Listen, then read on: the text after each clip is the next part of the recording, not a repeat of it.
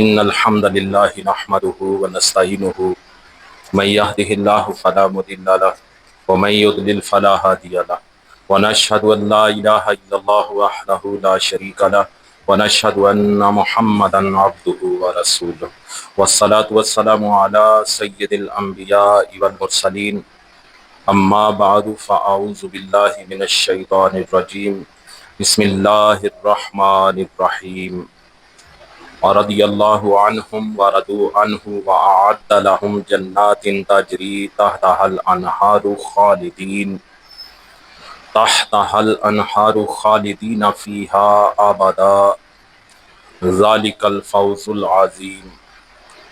وقال رسول الله صلى الله عليه وسلم من كذب علي متعمدا فليتبوأ مقعده من النار. وقال رسول الله صلى الله عليه وسلم ما من عبد يخطب خطبة إلا الله سائله عنها ما أراد بها.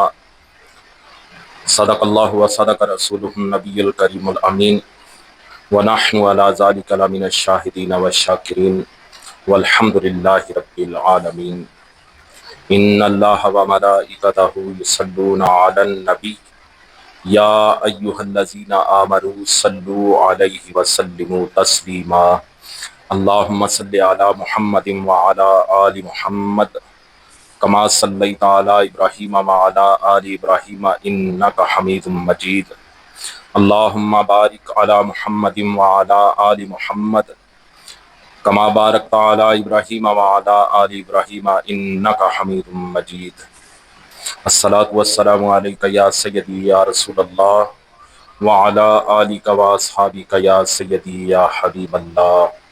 مولاي صل وسلم دائما أبدا على حبيبك خير الخلق كلهم يا صاحب الجمال ويا سيد البشر من وجهك المنير لقد نبر القمر لا يمكن الثناء كما كان حقه بعد از خدا بزرگ توئی قصہ مختصر. خالق کائنات جل جلالہ و عما نوالہ و اتم برہانہ کی بارگاہ میں حمد اور وجہ تخلیق کائنات حضور نبی پاک صاحب لولاک تاجدار مدینہ سرور قلب و سینہ حضرت محمد مصطفیٰ صلی اللہ علیہ وسلم کی پاک اور مقدس بارگاہ میں ہدیہ درود و سلام پیش کرنے کے بعد معزز سامعین السلام علیکم ورحمۃ اللہ وبرکاتہ. صحابہ اکرام وہ مقدس ہستیاں ہیں جنہوں نے نبی رحمت شفیع امت صلی اللہ علیہ وسلم کے حسن و جمال کو ایمانی نظروں سے دیکھا اور محبت مصطفیٰ صلی اللہ علیہ وسلم سے فیض یاب ہوئے. آفتاب رسالت سے نور معرفت حاصل کر کے آسمان ولایت پر چمکے اور گلستان کرامت میں گلاب کے پھولوں کی طرح مہکے اور صحابہ اکرام کے معزز لقب سے سرفراز ہو کر اس امت کے لیے نجوم ہدایت قرار پائے. سید المبلغین صلی اللہ علیہ وسلم کے تمام صحابہ اکرام اس امت میں افضل ہیں. اللہ تعالیٰ نے قرآن مجید میں صحابہ اکرام کی فضیلت و مدح بیان فرمائی، ان کے بہترین عمل، عمدہ اخلاق اور حسن ایمان کا تذکرہ فرمایا اور ان نفوس قدسیہ کو دنیا ہی میں اپنی رضا کا مجدہ سنا دیا. جیسا کہ جو آیا مبارکہ میں نے خطبہ میں بیان کی یہ انہی نفوس قدسیہ کے متعلق ہے. رضی اللہ عنہم ورضوا عنہ وأعد لهم جنات تجری تحتها الانہار خالدین فیہا ابدا ذالک الفوز العظیم. اللہ ان سے راضی اور وہ اللہ سے راضی اور ان کے لیے تیار کر رکھے ہیں باغ جن کے نیچے نہریں بہیں، ہمیشہ ہمیشہ ان میں رہیں، یہی بڑی کامیابی ہے. حضرت عمران بن حسین رضی اللہ تعالی عنہ آپ روایت کرتے ہیں کہ حضور کریم صلی اللہ علیہ وسلم نے فرمایا خیر امتی قرنی ثم الذین یلونہم ثم الذین یلونہم. سب سے بہتر میرا زمانہ ہے، پھر جو ان کے بعد ہوں گے، پھر جو ان کے بعد ہوں گے۔ حضرت نبی کریم صلی اللہ علیہ وسلم کا یہ جو فرمان ہے، اس کا مطلب یہ ہے کہ اس امت میں سب سے افضل لوگ میرے زمانے کے لوگ ہیں،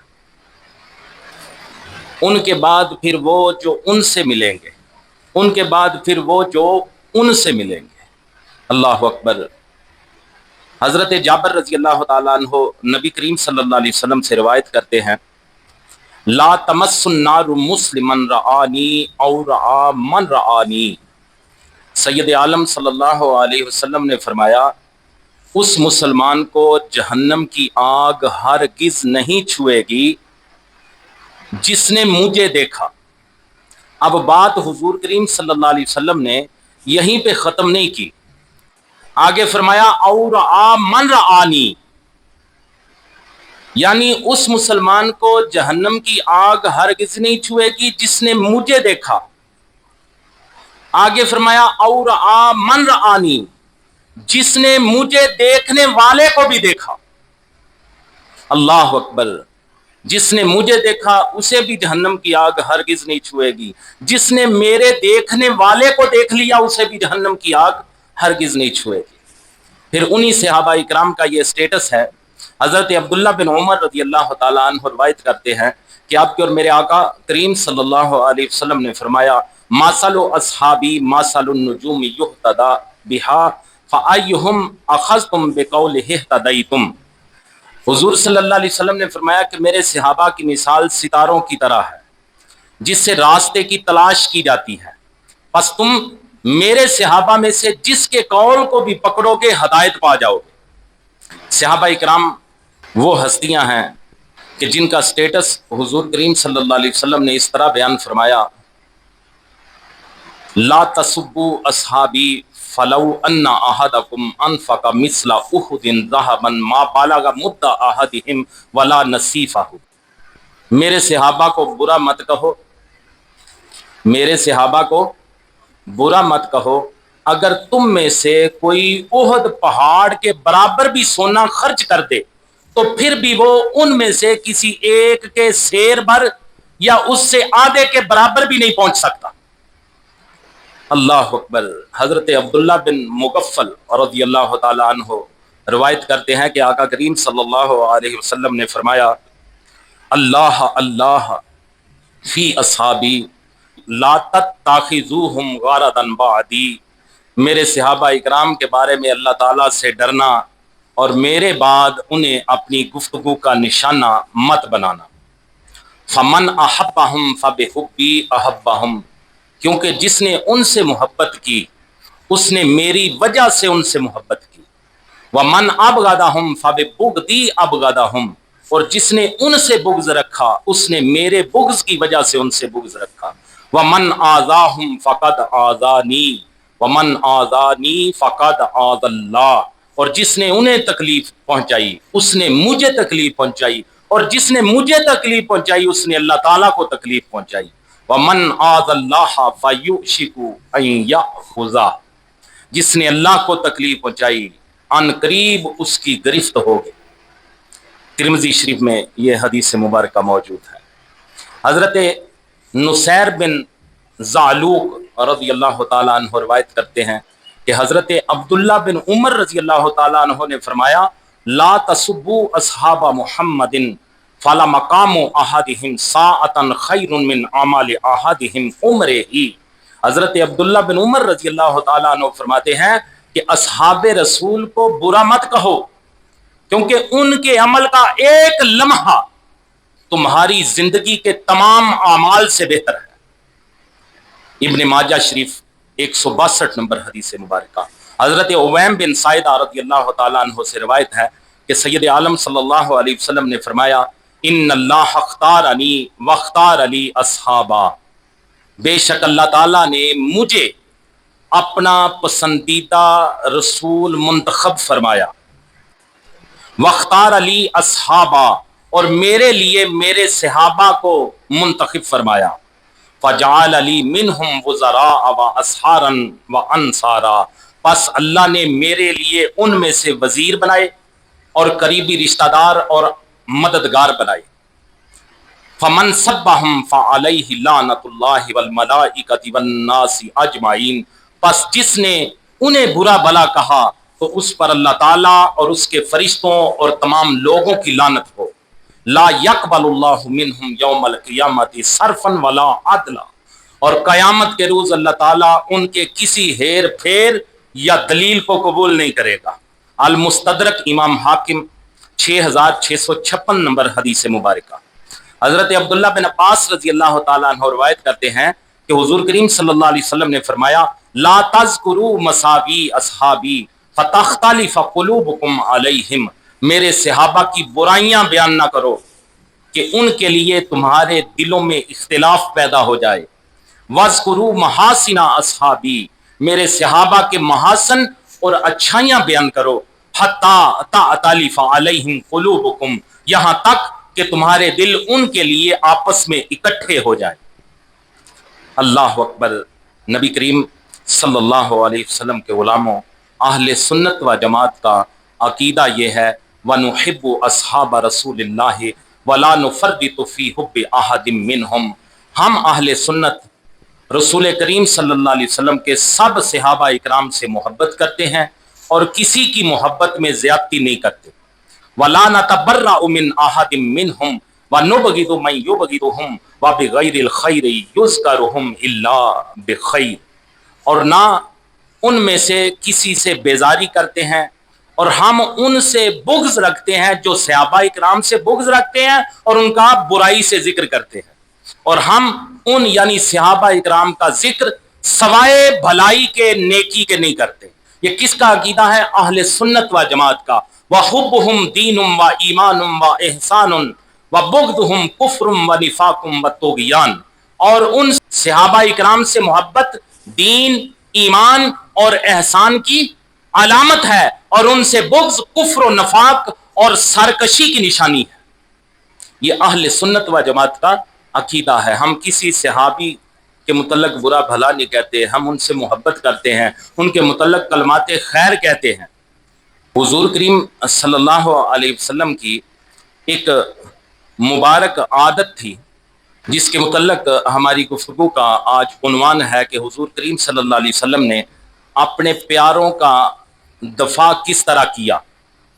جب بھی حضور کریم صلی اللہ علیہ وسلم کے کسی پیارے کی مخالفت ہوئی تو نبی پاک صلی اللہ علیہ وسلم نے اپنے اس پیارے کا باقاعدہ دفاع فرمایا۔ اللہ اکبر۔ جب سورہ شعراء کی آیت نمبر 214 نازل ہوئی وَأَنذِرْ عَشِيرَتَكَ الْأَقْرَبِينَ، اور محبوب اپنے قریبی رشتہ داروں کو ڈرائیے، اس وقت حضور صلی اللہ علیہ وسلم نے اپنا پہلا خطاب فرمایا۔ یہ بات مسلم شریف میں، ترمذی شریف میں، نسائی شریف میں اس کی دلیل موجود ہے کہ حضور نے اپنا پہلا خطاب جب فرمایا اس وقت فرمایا جب یہ آیت نازل ہوئی وَأَنذِرْ عَشِيرَتَكَ الْأَقْرَبِينَ، کہ محبوب اپنے قریبی رشتہ داروں کو ڈرائیے۔ اور حضور صلی اللہ علیہ وسلم نے جو اپنا آخری خطاب فرمایا وہ بھی کتب احادیث کے اندر موجود ہے۔ حضرت ابن عباس رضی اللہ تعالیٰ عنہ فرماتے ہیں کہ جس مرض میں نبی کریم صلی اللہ علیہ وسلم کا وصال ہوا، اس مرض کے دوران حضور کریم صلی اللہ علیہ وسلم اپنے مبارک سر پر پٹی باندھے ہوئے گھر سے نکلے، پھر آپ کریم صلی اللہ علیہ وسلم ممبر پر تشریف فرما ہوئے اور اللہ تعالیٰ کی حمد و ثنا کی۔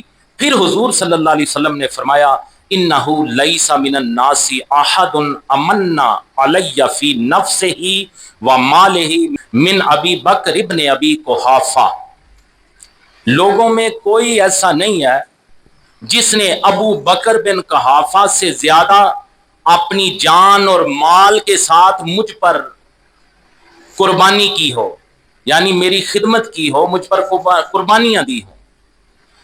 یہ کیا ہے؟ یہ حضور کا آخری خطبہ ہے۔ پہلے میں نے آپ کو بتایا جو حضور نے پہلا خطبہ ارشاد فرمایا، اب یہ بتا رہا ہوں کہ حضور نے اپنی ظاہری مبارک زندگی میں جو آخری خطبہ ارشاد فرمایا یہ اس کے الفاظ میں نے آپ کے سامنے تلاوت کر کے اس کا ترجمہ کر رہا ہوں۔ حضور نے فرمایا لوگوں میں کوئی ایسا نہیں ہے جس نے ابو بکر بن قحافہ سے زیادہ اپنی جان اور مال کے ساتھ مجھ پر احسان کیا ہو، یعنی اس نے قربانیاں دی ہوں اور میری خدمت کی ہو. وَلَوْ كُنْتُ مُتَّخِذًا مِنَ النَّاسِ خَلِيلًا لَاتَّخَذْتُ أَبَا بَكْرٍ خَلِيلًا، اور اگر میں لوگوں میں سے کسی کو خلیل بناتا تو ابو بکر کو خلیل بناتا. وَلَكِنْ خُلَّةُ الْإِسْلَامِ أَفْضَلُ، لیکن اسلام کی دوستی افضل ہے. صدوا عنی کل خوخۃ فی ھذا المسجد غیر خوخۃ ابی بکر، اس مسجد میں کھلنے والے ہر دروازے کو بند کر دو سوائے ابو بکر کے دروازے کے. یہ کون سا خطاب ہے حضور کا؟ اپنی مبارک زندگی کا آخری خطاب. اس کے بعد حضور نے کوئی خطاب نہیں فرمایا. اللہ اکبر. سنن کبریٰ امام نسائی کی، بخاری شریف، فضائل الصحابہ، سنن دارمی میں یہ حدیث مبارکہ موجود ہے. نبی کریم صلی اللہ علیہ وسلم کا یہ مبارک طریقہ تھا کہ آپ کریم صلی اللہ علیہ وسلم کے جس پیارے کی بھی مخالفت ہوئی، حضور صلی اللہ علیہ وسلم نے اس کے دفاع میں خطاب فرمایا. یہ حضور کی عادت تھی. حضور کے جس پیارے کی بھی اگر کوئی مخالفت ہوتی، حضور صلی اللہ علیہ وسلم اس کا دفاع فرماتے ہوئے باقاعدہ خطاب فرماتے. پھر اس خطاب میں ہر ایک کی عظمت ثابت کرنے کے لیے حضور اپنا اس کے ساتھ تعلق بیان فرماتے کہ میری اس کی نسبت کیا ہے جس کے متعلق تم یہ بات کر رہے. اللہ اکبر. اب ایسے ہی چند خطاب میں آپ کے سامنے رکھ کے پھر آپ کا بڑا معروف خطبہ غدیر خم آپ کے سامنے رکھوں گا اور اس کا پس منظر بتاؤں گا. تاریخ دمشق میں لکھا ہے کہ جب حضور صلی اللہ علیہ وسلم نے اپنا حج مکمل کر لیا، احرام کھول دیا اور مدینہ شریف واپس لوٹ آئے، تو آپ کریم صلی اللہ علیہ وسلم نے شام کے مشرقی علاقوں میں اردن پر حملہ کرنے کے لیے ایک لشکر ترتیب دیا اور اس پر حضرت اسامہ بن زید، حضرت زید بن حارثہ رضی اللہ تعالیٰ عنہ جو حضور کے غلام تھے، ان کے بیٹے حضرت اسامہ بن زید رضی اللہ تعالیٰ عنہ کو اس لشکر پر آپ نے امیر مقرر فرمایا. منافقوں نے اس پر طعن و تشنیع کرنا شروع کر دی تو نبی کریم صلی اللہ علیہ وسلم نے پھر ان منافقین کا رد فرمایا. بخاری شریف کی حدیث نمبر 4250، اس کے مطابق نبی کریم صلی اللہ علیہ وسلم نے حضرت اسامہ بن زید رضی اللہ تعالیٰ عنہ کو دفاع فرماتے ہوئے فرمایا، ان تطعنوا فی امارتہ فقد طعنتم فی امارت ابیہ من قبلہ، اگر تم اس کی امامت پر اعتراض کر رہے ہو تو اس سے پہلے تم اس کے والد کی امامت پر اعتراض کر چکے ہو. وَأَيْمُ اللَّهِ لَقَدْ كَانَ خَلِيقًا لِلْإِمَارَةِ، اور اللہ کی قسم وہ ضرور امارت کے لائق تھے. وَإِن كَانَ مِنْ أَحَبِّ النَّاسِ إِلَيَّ وَإِنَّ هَذَا لَمِنْ أَحَبِّ النَّاسِ إِلَيَّ بَعْدَهُ، اور بے شک یہ یعنی اسامہ مجھے ان کے بعد لوگوں میں سب سے زیادہ محبوب ہے. اسی طرح حضور کے حقیقی چچا ہیں حضرت عباس بن عبد المطلب رضی اللہ تعالی عنہ. آپ کے متعلق بھی جب کوئی بات ہوئی تو حضور کریم صلی اللہ علیہ وسلم نے آپ کے دفاع میں بھی خطاب فرمایا. اللہ اکبر. ترمذی شریف میں حدیث نمبر 3758 میں یہ بات موجود ہے کہ حضرت عبد المطلب بن ربیعہ رضی اللہ تعالی عنہ روایت کرتے ہیں، حضرت عباس رضی اللہ تعالیٰ عنہ غصے کی حالت میں حضور کریم صلی اللہ علیہ وسلم کے پاس حاضر ہوئے تو نبی کریم صلی اللہ علیہ وسلم نے دریافت فرمایا کہ آپ کو غصہ کیوں آیا ہوا ہے؟ تو انہوں نے عرض کی، یا رسول اللہ صلی اللہ علیہ وسلم، حضور ہمارا اور قریش کا کیا مسئلہ ہے؟ جب یہ آپس میں ایک دوسرے سے بات کرتے ہیں، ملتے ہیں تو بڑے خوش ہو کر ملتے ہیں، اور جب ہم سے ملتے ہیں تو دوسری حالت میں ملتے ہیں. راوی بیان کرتے ہیں، فغاضب رسول اللہ صلی اللہ علیہ وسلم حتی احمر وجہہ، سید عالم صلی اللہ علیہ وسلم یہ بات سن کے غصے میں آ گئے، حتیٰ کہ حضور کریم صلی اللہ علیہ وسلم کا مبارک چہرہ سرخ ہو گیا. پھر آپ نے حضرت عباس رضی اللہ تعالیٰ عنہ سے ارشاد فرمایا، والذی نفسی بیدہ لا يدخل قلب رجل الایمان حتی یحبکم للہ ورسولہ، قسم ہے اس ذات کی جس کے قبضے میں میری جان ہے، ایمان کسی آدمی کے دل میں داخل نہیں ہوتا جب تک وہ تم سے اللہ اور اس کے رسول کی خاطر محبت نہ کرے. پھر حضور صلی اللہ علیہ وسلم نے لوگوں کو مخاطب کر کے فرمایا، یا ایھا الناس من آزا امی فقد آزانی، اے لوگوں جس نے میرے چچا کو اذیت دی اس نے مجھے اذیت دی، فانما ام الرجل سنب ابی، بے شک آدمی کا چچا اس کے باپ کی طرح ہوتا ہے۔ حضرت عباس رضی اللہ تعالیٰ عنہ کی مخالفت ہوئی تو حضور نے ان کا دفاع فرمایا۔ اسی طرح بخاری شریف کی حدیث نمبر 4640، حضرت ابو درداء رضی اللہ تعالیٰ عنہ روایت کرتے ہیں کہ حضرت ابو بکر اور حضرت عمر فاروق رضی اللہ تعالیٰ عنہ کے درمیان کوئی رنجش ہو گئی۔ ابو بکر صدیق رضی اللہ تعالیٰ عنہ نے عمر فاروق رضی اللہ تعالیٰ عنہ کو کسی بات پر غضبناک کر دیا۔ صدیق اکبر رضی اللہ تعالیٰ عنہ بعد میں ان کے گھر گئے معافی مانگنے، لیکن عمر فاروق رضی اللہ تعالیٰ عنہ نے معاف نہ کیا۔ یہ حدیث مبارکہ میں یہ بات لکھی ہوئی ہے، اور دروازہ بند کر لیا۔ صدیق اکبر رضی اللہ تعالیٰ عنہ پھر وہاں سے جب دروازہ بند ہو گیا، حضور کریم صلی اللہ علیہ وسلم کی بارگاہ میں حاضر ہو گئے۔ بعد میں حضرت عمر فاروق رضی اللہ تعالیٰ عنہ کو بھی احساس ہوا، وہ بھی نبی کریم صلی اللہ علیہ وسلم کی مبارک بارگاہ میں حاضر ہو گئے اور آ کر سارا معاملہ حضور صلی اللہ علیہ وسلم کے سامنے پیش کیا، جس پر حضور صلی اللہ علیہ وسلم ساری بات سن کے غضبناک ہو گئے۔ صدیق اکبر رضی اللہ تعالیٰ عنہ نے اسی مجلس میں اپنی غلطی کا اعتراف بھی کر لیا۔ اس وقت حضور کریم صلی اللہ علیہ وسلم نے سیدنا صدیق اکبر رضی اللہ تعالیٰ عنہ کے دفاع میں خطاب فرمایا۔ نبی کریم صلی اللہ علیہ وسلم نے فرمایا، حل انتم تارکون لی صاحبی، حل انتم تارکون لی صاحبی، کیا تم میرے لیے میرے یار کو چھوڑتے ہو؟ کیا تم میرے لیے میرے یار کو چھوڑتے ہو؟ اللہ اکبر۔ پھر حضور کریم صلی اللہ علیہ وسلم نے حضرت صدیق اکبر رضی اللہ تعالیٰ عنہ کی خوبیاں بیان کی۔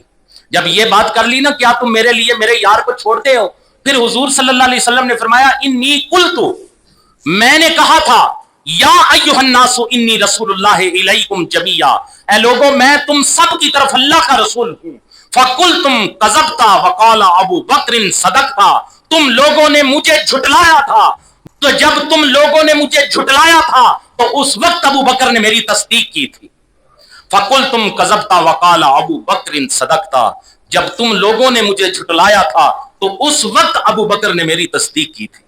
یہ حضور صلی اللہ علیہ وسلم نے حضرت صدیق اکبر رضی اللہ تعالیٰ عنہ کا دفاع فرمایا۔ اسی طرح حضرت سیدہ عائشہ صدیقہ رضی اللہ تعالیٰ عنہا پر جب منافقین نے تہمت لگائی اور نازیبہ باتیں کی، اور پھر بعد میں اللہ تعالیٰ نے سیدہ عائشہ صدیقہ رضی اللہ تعالیٰ عنہا کے متعلق قرآن مجید میں آیات نازل فرمائی اور ان کا اس تہمت سے پاکیزگی کا بیان ارشاد فرما دیا۔ حدیث مبارکہ میں ہے کہ نبی کریم صلی اللہ علیہ وسلم ممبر پر کھڑے ہو کر، حضور صلی اللہ علیہ وسلم نے اپنے مبارک ممبر پر کھڑے ہو کر سیدہ عائشہ صدیقہ رضی اللہ تعالی عنہا کا دفاع فرماتے ہوئے خطاب فرمایا۔ کتب احادیث کے اندر وہ حدیث مبارکہ موجود ہے، بخاری شریف میں 4 جگہ پہ موجود ہے، مسلم شریف میں، ترمذی شریف میں، سنن نسائی شریف میں وہ حدیث مبارکہ موجود ہے۔ نبی کریم صلی اللہ علیہ وسلم نے کھڑے ہو کر ارشاد فرمایا، یا معاشر المسلمین من یعذرنی من رجل قد بلغنی اذاہ فی اہل بیتی، اے گروہ مسلمین، ایک ایسا شخص جس کی میرے گھر والوں کے متعلق شر انگیزی کی مجھے خبر پہنچی ہے۔ اہل بیتی، یہاں یہ بات سمجھیں کہ جو لوگ یہ کہتے ہیں کہ اہل بیت میں حضور کی ازواج شامل نہیں، جو لوگ یہ کہتے ہیں کہ اہل بیت میں حضور کی ازواج مطہرات شامل نہیں، ان لوگوں کو پتہ چل جانا چاہیے کہ حضور کریم صلی اللہ علیہ وسلم اپنے اس فرمان میں فرما رہے ہیں، یا معاشر المسلمین من یعذرنی من رجل قد بلغنی اذاہ فی اہل بیتی۔ حضور اپنی زوجہ سیدہ عائشہ صدیقہ رضی اللہ تعالی عنہا کو اپنی اہل بیت فرما رہے ہیں۔ اے گروہ مسلمین، ایک ایسا شخص جس کی میرے گھر والوں کے متعلق شر انگیزی کی مجھے خبر پہنچی ہے، اس کے مقابلے میں کون میری حمایت کرے گا؟ فواللہ ما علمت علی اہلی الا خیرا، اللہ کی قسم مجھے اپنی گھر والی کے متعلق خیر کے سوا کسی چیز کا علم نہیں۔ وَلَقَدْ ذَكَرُوا رَجُلًا مَا عَلِمْتُ عَلَيْهِ إِلَّا خَيْرًا، اور لوگ جس مرد کا ذکر کر رہے ہیں اس کے بارے میں بھی مجھے خیر کے سوا کسی چیز کا علم نہیں۔ سیدہ عائشہ صدیقہ رضی اللہ تعالی عنہا کی مخالفت ہوئی، آپ پر تہمت لگی، تو حضور صلی اللہ علیہ وسلم نے ان کا بھی دفاع فرماتے ہوئے خطاب فرمایا۔ آگے چلیے، نبی کریم صلی اللہ علیہ وسلم کی پیاری دختر سیدہ طیبہ طاہرہ زاہدہ عابدہ راقیہ ساجدہ فاطمہ الزہرا رضی اللہ تعالی عنہا کے حوالے سے یہ بھی موجود ہے، حضور نے ان کا بھی دفاع فرمایا۔ بخاری شریف 5230 نمبر حدیث مبارکہ، حضرت مسور بن مخرمہ رضی اللہ تعالی عنہ روایت کرتے ہیں کہ میں نے سید عالم صلی اللہ علیہ وسلم کو منبر پر یہ فرماتے ہوئے سنا، بے شک بنو ہشام بن مغیرہ نے مجھ سے اجازت طلب کی ہے کہ وہ اپنی بیٹی کا علی بن ابی طالب سے نکاح کر دیں۔ حضور لوگوں کو بتا رہے ہیں کہ بنو ہشام بن مغیرہ نے مجھ سے یہ اجازت مانگی ہے کہ وہ اپنی بیٹی کا نکاح علی بن ابی طالب سے کر دیں۔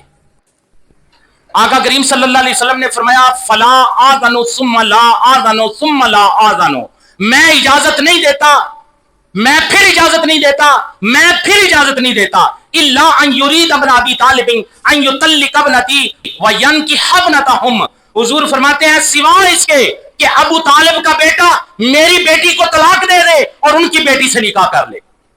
اللہ اکبر، یہاں یہ بات بھی سمجھے کہ مرد کو 4 شادیاں کرنے کی اجازت ہے، اور یہ آپ کی اور میرے محبوب کا اختیار ہے کہ جتنی دیر تک سیدہ فاطمہ الزہرا رضی اللہ تعالی عنہا مولا کائنات علی المرتضیٰ رضی اللہ تعالی عنہ کے نکاح میں رہے، ان کے لیے کسی اور عورت کے ساتھ نکاح کرنا جائز نہیں۔ یہ کیسا اختیار ہے آپ کے اور میرے آقا کا، یہ کیسی حضور کی شان ہے کہ جب تک فاطمہ علی کے نکاح میں ہے علی کسی اور سے نکاح نہیں کر سکتا۔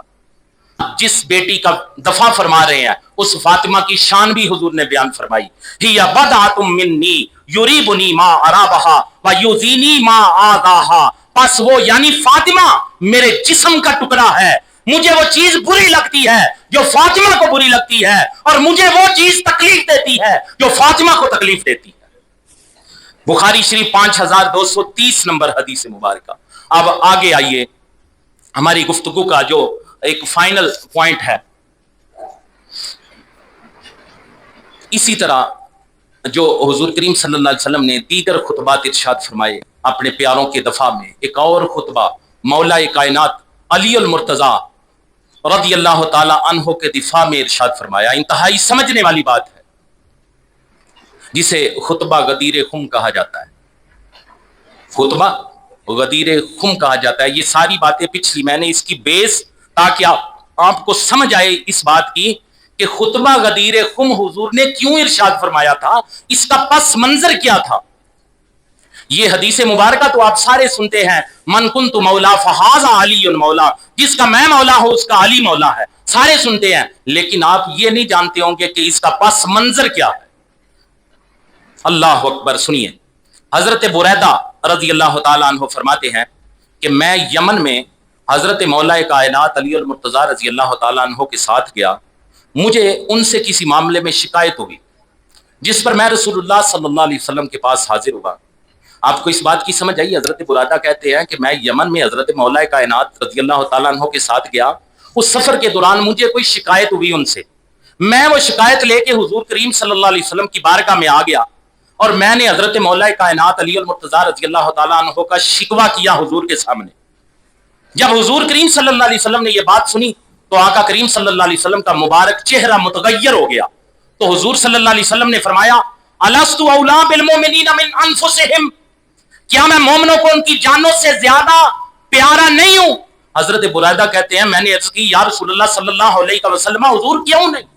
تو آقا کریم صلی اللہ علیہ وسلم نے فرمایا من کنت مولاہ فعلی مولا، جس کا میں مولا ہوں اس کا علی مولا ہے، یعنی جو مجھ سے محبت کرتا ہے وہ علی سے محبت کرے، جس کا میں محبوب ہوں اس کا علی محبوب ہے۔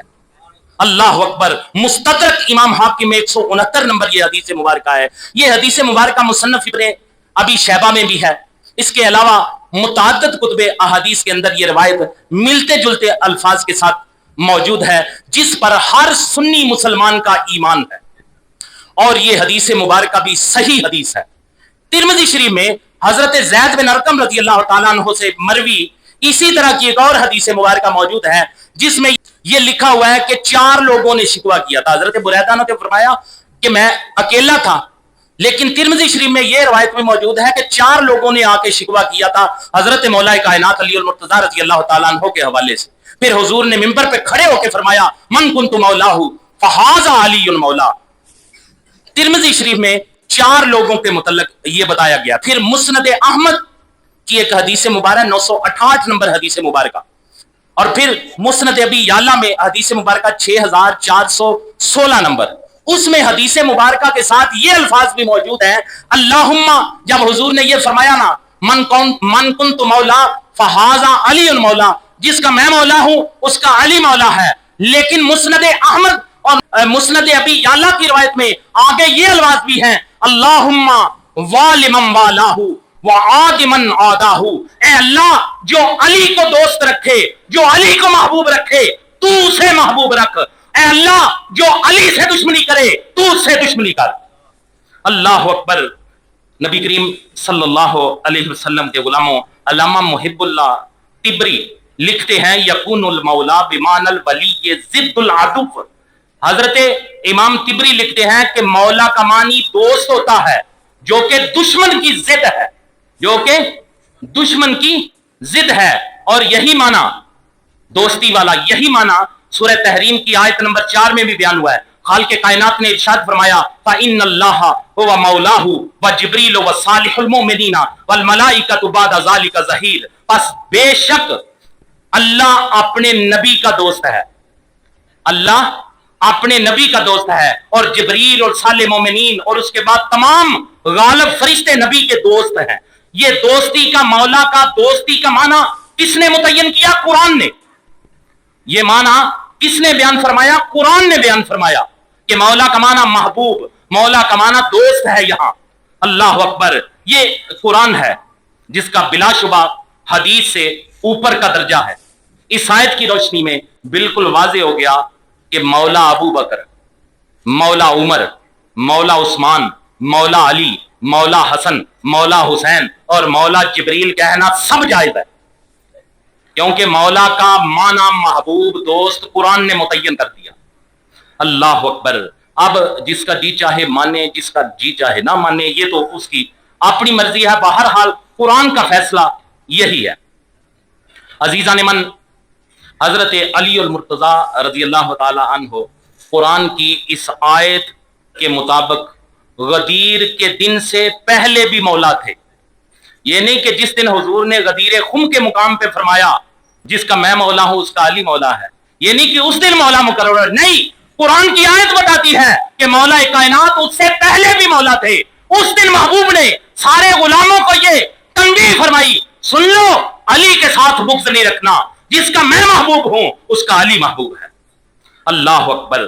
جب آپ کے ساتھ دوستی رکھنے کا انکار ہوا، آپ کے ساتھ لوگوں نے شکوہ کیا، تو پھر حضور صلی اللہ علیہ وسلم نے جیسے دوسرے اپنے پیاروں کا دفاع فرمایا، اسی طرح پھر مولا کائنات علی المرتضیٰ رضی اللہ تعالی عنہ کا بھی آپ نے دفاع فرمایا. نبی کریم صلی اللہ علیہ وسلم کے غلاموں، غدیر خم کے مقام پر مولا کائنات شیر خدا علی المرتضیٰ رضی اللہ تعالی عنہ کے حق میں تاکید اور آپ کا ذکر خیر وجہ تخصیص ہے. اسے تخصیص فی الذکر کہا جاتا ہے. کیا کہا جاتا ہے؟